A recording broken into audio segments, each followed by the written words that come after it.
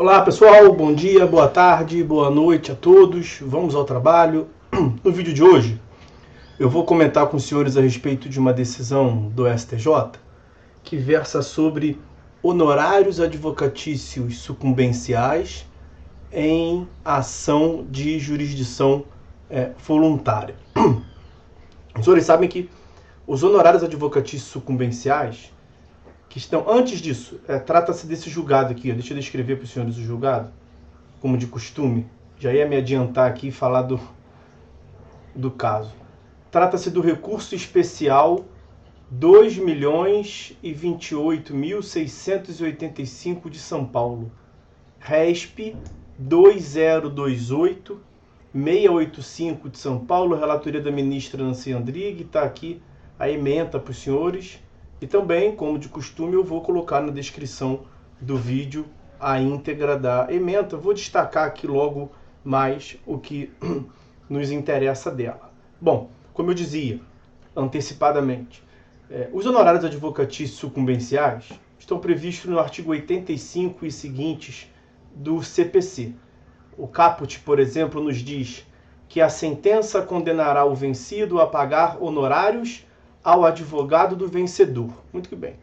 Essa parcela, que é o que nós tratamos em doutrina como os efeitos financeiros da sentença, né?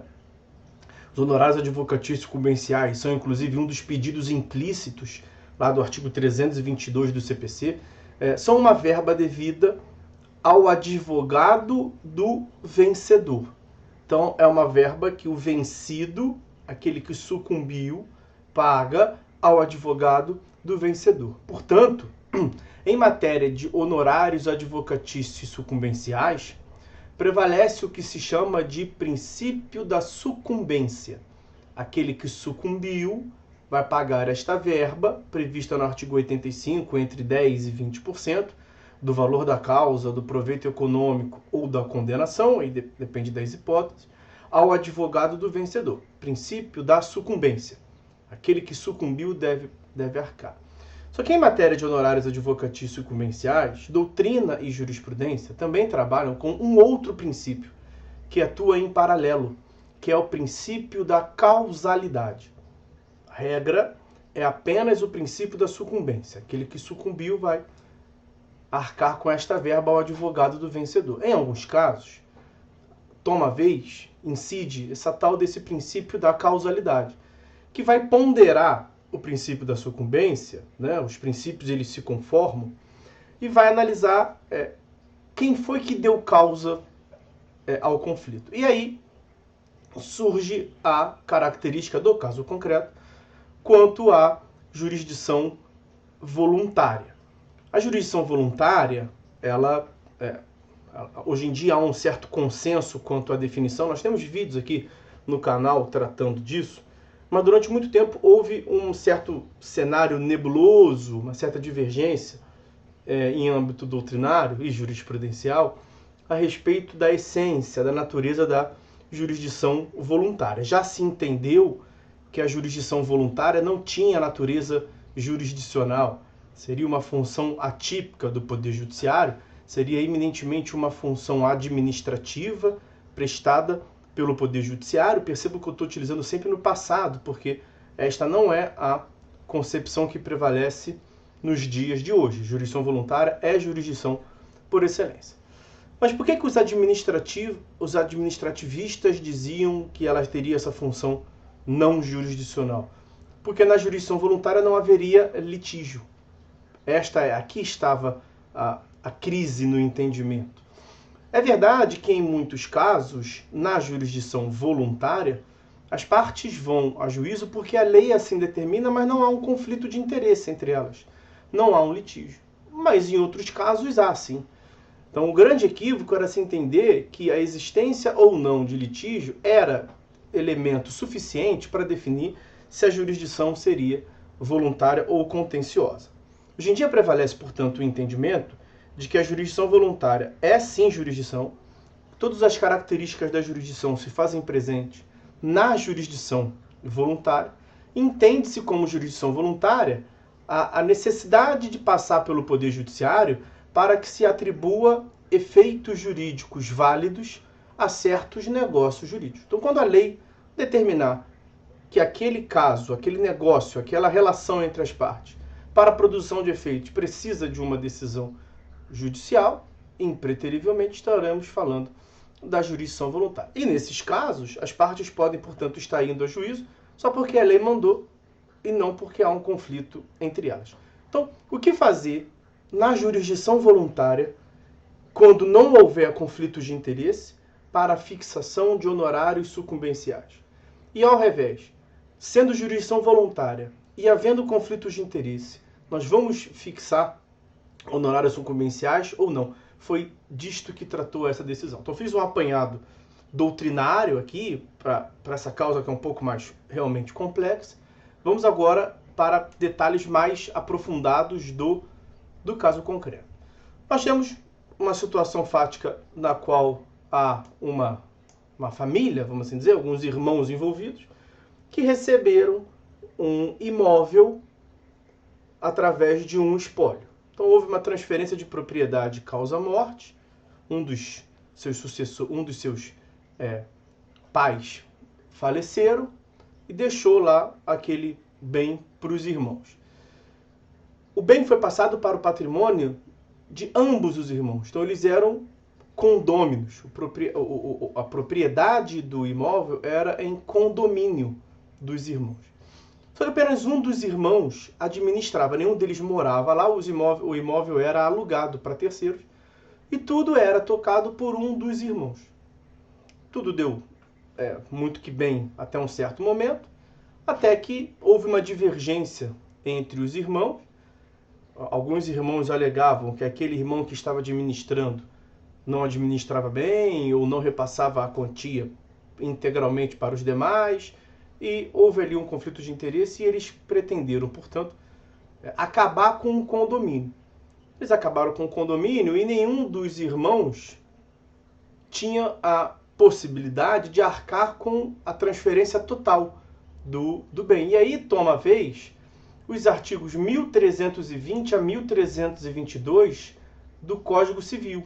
Aqui nós estamos no Código Civil. 1320 caput. A todo tempo será lícito ao condômino exigir a divisão da coisa comum, respondendo o quinhão de cada um pela sua parte nas despesas da divisão. Olha o 1322 caput. Quando a coisa for indivisível, um imóvel, e os consortes não quiserem adjudicá-la a um só, era o caso, ninguém podia pagar pela cota dos demais, indenizando os outros, será vendida e repartido o apurado, preferindo-se na venda em condições iguais de oferta o condômino ao estranho, e aí segue o dispositivo. O que se deu, portanto, no caso? Foi proposta uma ação de extinção de condomínio. O irmão que estava sendo acusado propôs essa ação de extinção do condomínio baseado no 1320 a 1322 do Código Civil e citou os demais irmãos. Os demais irmãos, diante desse pedido de extinção do condomínio, concordaram com a extinção do condomínio, não controverteram. Percebam, portanto, que não há realmente litígio nesse cenário. Só que o que fizeram os irmãos? Eles formularam um pedido na contestação. Na peça que eles diziam, ok, concordamos com a extinção do condomínio, eles disseram algo mais. Pediram algo em seu benefício. E o que foi esse pedido? Pedido de prestação de contas. Então, houve a propositura de uma demanda, tecnicamente, uma demanda incidental dos sujeitos passivos, dos réus, em face do autor. Tá bom, vamos extinguir o condomínio, mas me preste conta do que você recebeu até então, do que nos passou, para a gente apurar se há algum saldo remanescente de parte a parte. Beleza? E aí, o que fazer nesses casos? A resposta será aquela resposta que nós não gostamos sempre, mas será o bom e velho depende. Depende se vai haver litígio, se algum desses pedidos será controvertido. E perceba que o primeiro pedido de extinção de condomínio não foi controvertido. Não houve lide, não há litígio nenhum, não há conflito de interesse entre as partes. Quero extinguir o condomínio, nós também queremos. Vamos extinguir o condomínio.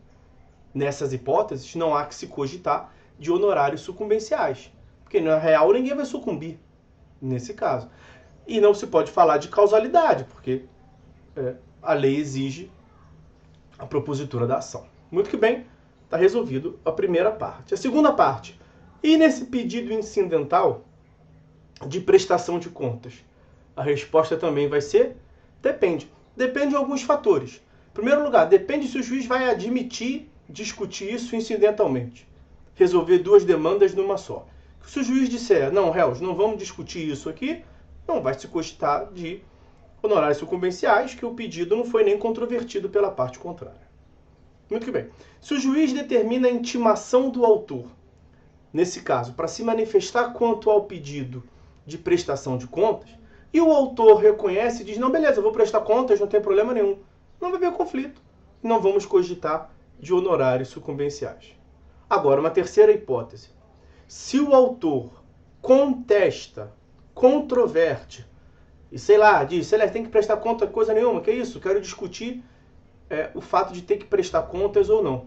E o juiz vem a proferir um julgamento quanto ao dever de prestar contas ou não, aí, nesses casos, nós vamos ter que analisar os honorários sucumbenciais. Então vai depender, na verdade, aí vai depender de quem sucumbiu. Então, o grande detalhe desse julgamento, interessante, bastante relevante, é você juntar os honorários advocatícios sucumbenciais, que está no nome a ideia de sucumbência, você vai agregar o princípio da causalidade, quem é que deu causa a esta demanda, com a jurisdição voluntária. Em geral, na jurisdição voluntária, ninguém deu causa. A lei que exige a propositura da demanda. E, em geral, não há litígio, não há controvérsia. Pois, nesses casos, não há que se cogitar em honorários advocatícios sucumbenciais. Só que se tiver litígio, se alguém der causa ou tiver litígio numa jurisdição voluntária, nada impede que se dê a fixação de honorários advocatícios sucumbenciais.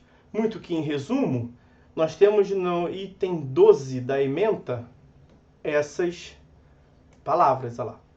Portanto, em procedimento de jurisdição voluntária, quando a parte ré concorda com o pedido formulado na inicial, mas formula pedido autônomo, concordou com a extinção de condomínio, mas formulou prestação de contas, se o juiz não admitir o pedido autônomo como reconvenção e julgar apenas a pretensão autoral inicial, não serão devidos honorários de sucumbência. Por outro lado, se o juiz admitir o pedido autônomo como reconvenção e julgar ambas as pretensões, serão devidos honorários de sucumbência apenas na reconvenção e desde que configurado o litígio quanto à pretensão reconvencional. Então, o grande detalhe é que sempre vai haver honorários sucumbenciais se houver conflito, se houver litígio, se houver lide na jurisdição voluntária. Ok? Então, meus amigos, é isso. Me parece que com isso a gente pode encerrar, que está bem vista a controvérsia. Vamos ficando por aqui. Forte abraço a todos e até a próxima.